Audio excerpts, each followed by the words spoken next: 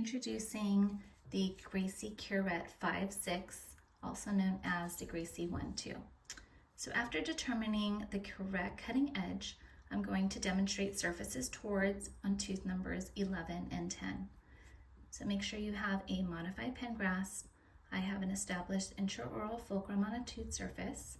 I'm going to bisect a tooth right around that midline, inserting with the back of the instrument. I'm going to roll onto my toe third.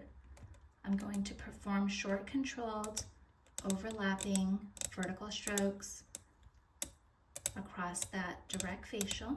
I'm going to stay adapted with that toe third, rolling my handle between my index and thumb, continuing into the mesial and proximal, keeping that terminal shank nice and parallel to that tooth surface, going a little bit more than halfway, which is 51%. Next, I'll be demonstrating on tooth number 10. Again, I'm going to insert with the back of the instrument, roll onto my toe third right around that midline. I'm going to use short controlled overlapping vertical strokes across that direct facial. Staying adapted, I'm using a wrist activation.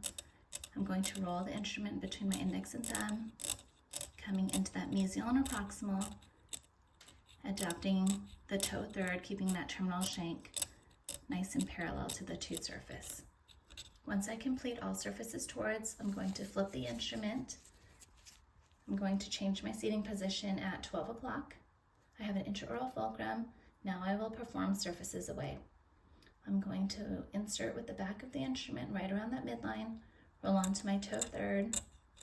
I'm using short controlled overlapping vertical strokes, using a wrist activation, maintaining good ergonomics, and a modified pen grasp.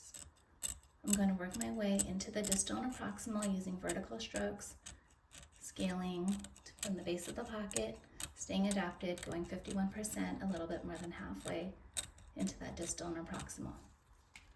I'm going to go ahead and demonstrate on tooth number 11. Again, I'm going to insert with the back right around that midline, roll onto my toe third, which is 1 and 2 millimeters of that cutting edge. I'm using short controlled overlapping vertical strokes, maintaining my modified pen grasp and good ergonomics. I'm going to stay adapted as I roll into that distal and proximal, keeping that terminal shank nice and parallel, scaling into that distal and proximal 51%, using short controlled overlapping vertical strokes.